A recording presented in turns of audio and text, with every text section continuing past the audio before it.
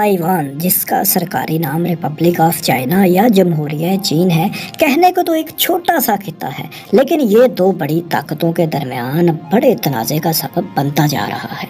چین اسے اپنا حصہ قرار دیتا ہے تو امریکہ اس کو خود مختار دیکھنا چاہتا ہے۔ دونوں ممالک ایک دوسرے کو تائیوان کے معاملے پر جنگ کی دھمکیاں بھی دے چکے ہیں۔ سوال یہ ہے کہ تائیوان اتنی اہمیت کا حامل آخر کیوں ہے کہ دو دنیا کی بڑی طاقتیں آمنے سامنے آ گئیں؟ پھر یہ بھی کہ چین کے اس دعوے میں کتنی جان ہے کہ تائیوان چین کا حصہ ہے، اور دنیا میں کتنے ممالک تائیوان کو الگ ملک تسلیم کرتے ہیں۔ اس کے علاوہ اس ویڈیو میں ہم یہ بھی جانیں گے کہ تائیوان میں آزادی کے حق میں کون ہے، اور تائیوان کے کون وہ لوگ ہیں جو چین کے ساتھ رہ کر صرف خود مختاری چاہتے ہیں۔ تو دوستو، ایسٹ اور ساؤتھ چائنا سیز کے سنگم پر واقع تائیوان ایک جزیرہ ہے۔ تائیوان چین سے صرف 150 کلومیٹر دور ہے۔ تائیوان اصل میں 167 جزائر پر مشتمل ہے، جن کا کل رقبہ 36,000 مربع کلومیٹر سے کچھ زائد ہے۔ ان میں سے سب سے بڑے جزیرے کا رقبہ 35,800 مربع کلومیٹر سے زیادہ ہے۔ باقی 166 جزیرے ظاہر ہے کہ بہت چھوٹے ہیں، جبکہ اس خطے کی آبادی 2,40,00,000 کے قریب ہے۔ تائیوان کی 80% آبادی شہری علاقوں میں رہتی ہے۔ اس کا شمار دنیا کے امیر ترین علاقوں میں ہوتا ہے، جہاں کی فی کس آمدنی 35,000 امریکی ڈالر سے زائد ہے۔ تائیوان میں آپ کو جا بجا ترقی نظر آئے گی۔ یہاں ماس ٹرانزٹ سسٹم ہے، جدید ترین ہائی ویز ہیں، یہی نہیں شہروں کو ملانے کے لیے ہائی سپیڈ ریل سسٹم بھی موجود ہے۔ یہاں کے 96% لوگ دنیا کے سب سے بڑے نسلی گروہ ہان سے تعلق رکھتے ہیں، جو دراصل چین ہی سے یہاں آ کر آباد ہوئے ہیں۔ چین تائیوان کو اپنا حصہ قرار دیتا ہے اور اس نے کافی عرصے سے تائیوان کے گرد گھیرا تنگ کر رکھا ہے۔ تاہم تائیوان خود کو ایک الگ ملک چاہتا ہے۔ ان دونوں دعووں میں کون سا زیادہ پائیدار ہے، اس کے لیے ہمیں تائیوان کا تاریخی جائزہ لینا ہوگا۔ تائیوان کے ابتدائی لوگ پہلی یا دوسری صدی عیسوی میں آج کے چین ہی سے اس جزیرے میں آ کر آباد ہوئے تھے۔ اس کے بعد بھی چین سے مختلف نسلی گروہ وقتاً فوقتاً یہاں آ کر آباد ہوتے رہے۔ اس خطے پر پہلی بار بیرونی طاقت نے 1624 میں حملہ کیا، جب ہالینڈ سے آئی ڈچ ایسٹ انڈیا کمپنی نے یہاں قبضہ جما لیا، جو 1661 تک برقرار رہا۔ پھر اس پر چینی ہان قبیلے نے اپنی حکومت قائم کر لی، جبکہ چین پر حکمرانی کرنے والے چنگ خاندان نے 1683 سے 1895 تک تائیوان کو اپنی سلطنت کا حصہ بنائے رکھا۔ پہلی سائنو جاپانیز وار کے بعد چینی علاقے سلطنت جاپان کے زیر تسلط آئے تو تائیوان میں بھی جاپانیز کی حکومت قائم ہو گئی۔ 1911 میں یہاں تائیوانی باشندوں نے اپنی حکومت بنانے کا اعلان کیا اور اسے جمہوریہ چین یا ریپبلک آف چائنا قرار دے دیا۔ جاپان کو دوسری جنگ عظیم میں شکست ہوئی تو اس نے تائیوان سمیت تمام مفتوحہ علاقے چھوڑ دیے، اور چین نے امریکہ اور برطانیہ کی رضامندی سے تائیوان میں بھی حکومت قائم کر لی۔ تاریخ کا ستم دیکھیں کہ آج چین کے سابق وہی اتحادی کہہ رہے ہیں کہ وہ تائیوان کی آزاد حیثیت کو تسلیم کریں۔ دوسری جنگ عظیم کے کچھ ہی عرصے بعد چین میں خانہ جنگی شروع ہو گئی، اور چینی فوجی سربراہ جنرل چیانگ کائی شیک ماؤ زے تنگ کی کمیونسٹ فوج سے شکست کھانے کے بعد تائیوان آ گئے، جہاں چینی انقلاب کے بعد باغی قرار دیے گئے جنرل چیانگ کائی شیک نے حامیوں کی مدد سے اپنی حکومت قائم کر لی۔ یہ دن اور وہ دن، تائیوان کی حیثیت اب تک متنازع ہی چلی آ رہی ہے۔ تائیوان پر چیانگ کائی شیک کی حکمرانی 1975 تک قائم رہی۔ چیانگ نے اس دوران تائیوان میں مارشل لا نافذ کیے رکھا، جو 1986 تک برقرار رہا۔ ان کی حکومت کو کومن تانگ یا KMT پکارا جاتا تھا۔ چیانگ کے مرنے کے بعد حکومت ان کے بیٹے چیانگ چنگ نے سنبھال لی، جنہوں نے اقتدار سنبھالنے کے 10 سال بعد تائیوان کو آمرانہ طرز حکومت سے نکال کر جمہوریہ بنانے کا فیصلہ کیا۔ یہاں پہلے الیکشن 2000 میں منعقد ہوئے۔ تائیوان میں برسوں تک آمرانہ دور رہا۔ یہی وہ دن تھے جب تائیوان نے حیران کن ترقی کی، جسے دنیا میں ایک معجزہ ہی قرار دیا جاتا ہے۔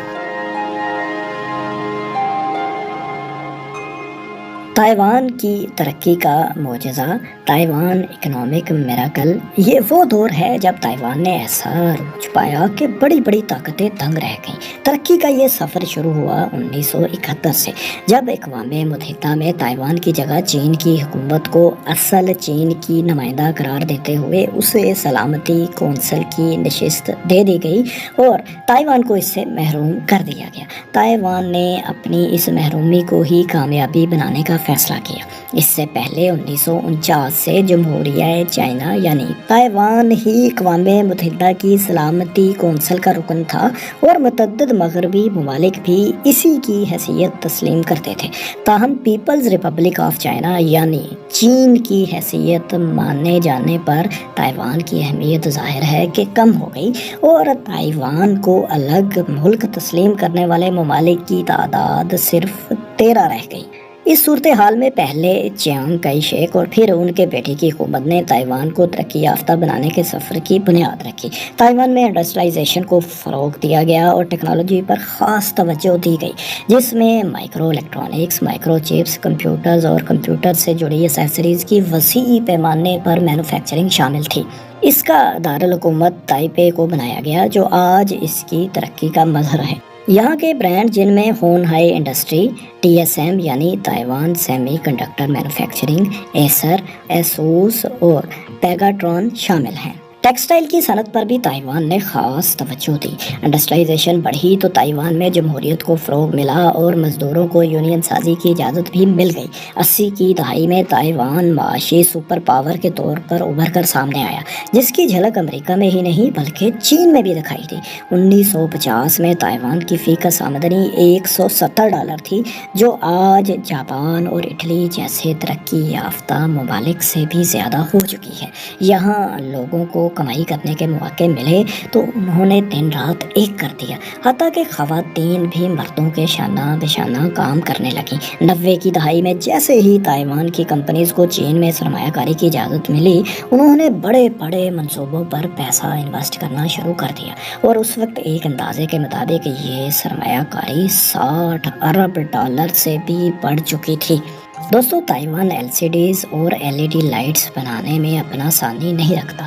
لیپ ٹاپس، کمپیوٹرز، اس سے جڑی ایکسیسریز اور سیمی کنڈکٹر چپس بنانے میں تائیوان کی کمپنیز دنیا میں اپنا الگ ہی مقام رکھتی ہیں۔ سیمی کنڈکٹر الیکٹرانک آلات کا ایک لازمی جزو ہیں، جن کو مواصلاتی ڈیوائسز، کمپیوٹنگ، ہیلتھ مشینری، فوجی مواصلاتی نظام، توانائی اور دیگر ان گنت ایپلیکیشنز میں لازمی طور پر استعمال کیا جاتا ہے۔ ایک رپورٹ کے مطابق دنیا میں 65% سے زائد سیمی کنڈکٹر صرف تائیوان بناتا ہے، جبکہ مائکرو چپس بنانے میں اس کا حصہ 90% تک ہے۔ چین نے ان شعبوں میں تائیوان کی اجارہ کا مقابلہ کرنے کی کوشش کی ہے، لیکن زیادہ کامیابی نہیں مل سکی۔ ایک رپورٹ کے مطابق تائیوان نے گزشتہ سال چین کو 25، جاپان کو 16 اور امریکہ کو $10 ارب کی مشینری اور الیکٹرانک مصنوعات برآمد کی، اور یہی وہ تائیوان کی سب سے بڑی طاقت ہے جو اسے دنیا کی معاشی پاور بنانے میں اہم کردار رکھتی ہے۔ تائیوان میں لوگوں کی ایک بڑی تعداد آزادی کی حامی ہے، لیکن اکثریت ایسی ہے جو اس مسئلے کا کوئی پائیدار حل چاہتی ہے، اور ان کی خواہش ہے کہ تائیوان کو مکمل خود مختاری دے دی جائے۔ یہی کافی ہے۔ چین نے 2004 میں ایک قانون پاس کیا کہ اگر تائیوان نے علیحدہ ہونے کی کوشش کی تو اس کے خلاف فوجی کارروائی کی جائے گی۔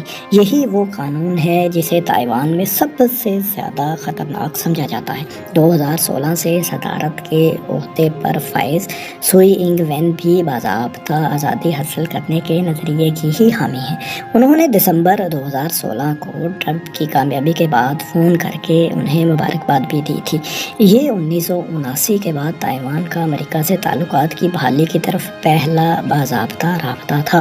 حیران کن طور پر امریکہ نے 1979 سے 2016 تک باضابطہ تعلقات نہ ہونے کے باوجود تائیوان سے دفاعی ہتھیاروں کی فراہمی کے معاہدے کیے ہوئے تھے۔ جن پر چین کو شدید تشویش تھی۔ چین نے جارحانہ پالیسی اپناتے ہوئے 2018 میں تمام انٹرنیشنل کمپنیز کو خبردار کیا کہ اگر کسی کمپنی نے اپنے نقشے میں تائیوان کو چین سے الگ دکھایا تو چائنا اس سے کاروباری تعلقات ختم کر دے گا۔ 2020 میں ہانگ کانگ میں بڑھتے ہوئے چینی اثر و رسوخ کے خلاف مظاہرے ہوئے تو تائیوان کی صدر سوئی انگ وین نے امریکی صدر ڈونلڈ ٹرمپ سے رابطے بڑھا دیے۔ امریکہ نے ہانگ کانگ میں جاری مظاہروں کی نہ صرف حمایت کی بلکہ مبینہ طور پر اس لڑائی کو بڑھانے میں بھی کردار ادا کیا، جس سے امریکہ اور چین کی لفظی جنگ میں مزید شدت آ گئی۔ امریکہ نے 2022 میں اپنی وزارت خارجہ کی ایک اہلکار کو خصوصی دورے پر تائیوان بھیجا تو چین نے اسے اپنے اندرونی معاملات میں ایک مداخلت قرار دیا۔ اسی دوران تائیوان کے قریب سمندر میں امریکہ کی فوجی مشقوں نے جلتی پر تیل کا کام کیا۔ چین کی طرح امریکہ کے مالی مفادات بھی تائیوان سے وابستہ ہیں اور وہ کسی صورت چین کو علاقائی اثر و رسوخ حاصل کرنے میں کامیاب نہیں ہونے دینا چاہتا۔ ماہرین کا خیال ہے کہ چین تائیوان کا تنازع ایک عالمی جنگ کا سبب بھی بن سکتا ہے۔ دوستو، آپ کو کچھ حیرت انگیز معلومات بھی دیں کہ امریکہ سے دفاعی تعلقات کی بدولت تائیوان کوئی کمزور خطہ ہرگز نہیں، بلکہ نہ صرف اپنی باقاعدہ فوج رکھتا ہے بلکہ اس کی فوجی صلاحیت بھی دنیا کی بہترین 20 افواج میں شمار کی جاتی ہیں۔ یو ایس ٹوڈے کی رپورٹ کے مطابق تائیوان کے افواج کی تعداد تقریباً 18 لاکھ ہے۔ اس تعداد میں ایکٹیو اور ریزرو ملٹری فورسز دونوں شامل ہیں۔ تائیوان اپنے دفاعی اخراجات پر سالانہ 13 ارب ڈالر تک خرچ کرتا ہے، جو کہ پاکستان کے دفاعی بجٹ سے بھی زیادہ ہے۔ پاکستان کا دفاعی بجٹ سالانہ 12 ارب ڈالر کے لگ بھگ ہوتا ہے۔ تائیوان کے پاس 300 کے قریب فائٹر جیٹس اور 4 سب میرینز بھی ہیں۔ رپورٹس میں یہاں تک بھی دعویٰ کیا گیا ہے کہ تائیوان کے پاس 400 سے زائد جنگی جہاز ہیں، جن میں F-16 اور میراج طیارے شامل ہیں۔ تائیوان نے 3 سال پہلے امریکہ سے 66 F-16 جہاز خریدنے کا معاہدہ بھی کیا تھا، جس کی امریکی حکومت نے منظوری دے رکھی ہے۔ چین نے اس ڈیل پر بھی شدید تحفظات کا اظہار کیا تھا۔ دوستو، امریکہ تائیوان کی آزادی کا سب سے بڑا حامی ضرور ہے، لیکن آج تک اس کی چین سے علیحدہ حیثیت کو سرکاری طور پر امریکہ نے تسلیم نہیں کیا، بلکہ امریکہ نے تو 1972 میں چین سے تعلقات کی بحالی کے لیے کیے گئے مذاکرات کے بعد مشترکہ اعلامیہ میں ون چائنا پالیسی کو باقاعدہ تسلیم کیا تھا، جس میں قرار دیا گیا تھا کہ تائیوان چین کا حصہ ہے۔ پاکستان نے ان مذاکرات کے لیے امریکہ اور چائنا کو قریب لانے اور امریکن پریزیڈنٹ رچرڈ نکسن کے دورہ کو یقینی بنانے میں انتہائی اہم کردار ادا کیا تھا۔ حقیقت میں چین کی عالمی سطح پر بڑھتی ہوئی طاقت کے پیش نظر کوئی بھی بڑا ملک تائیوان کو الگ ملک تسلیم کرنے کو تیار نہیں۔ اس وقت صرف 13 ممالک تائیوان کو الگ ملک کے طور پر تسلیم کرتے ہیں، جن میں زیادہ تر براعظم افریقہ اور شمالی امریکہ کے چھوٹے ممالک ہیں۔ پاکستان کے تو 1950 اور بھارت کے 1949 کے بعد سے ہی تائیوان سے سفارتی تعلقات تک نہیں۔ چینی صدر شی جن پنگ واضح طور پر اعلان کر چکے ہیں کہ وہ تائیوان کو اپنے ملک میں ضم کر کے ہی رہیں گے، اور کسی نے ون چائنا پالیسی کی راہ میں رکاوٹ بننے کی کوشش کی تو آبنائے تائیوان کا امن متاثر ہوگا۔ دوسری جانب تائیوان میں علیحدگی پسندوں کو جن مسائل کا سامنا ہے، ان میں سب سے بڑا ایشو یہ ہے کہ گزشتہ چند ہی برسوں میں تائیوان سے چین میں جا کر آباد ہونے والے افراد کی تعداد 1 ملین سے بھی تجاوز کر چکی ہے۔ سرکاری طور پر تائیوان کی حکمران جماعت چین سے آزادی کی خواہش مند ہے، لیکن جب 1986 میں یہ جماعت تشکیل دی گئی تھی تو یہ واضح طور پر آزادی کی حامی نہیں تھی، بلکہ یہ درمیانہ رستہ اختیار کرنے پر گامزن رہی۔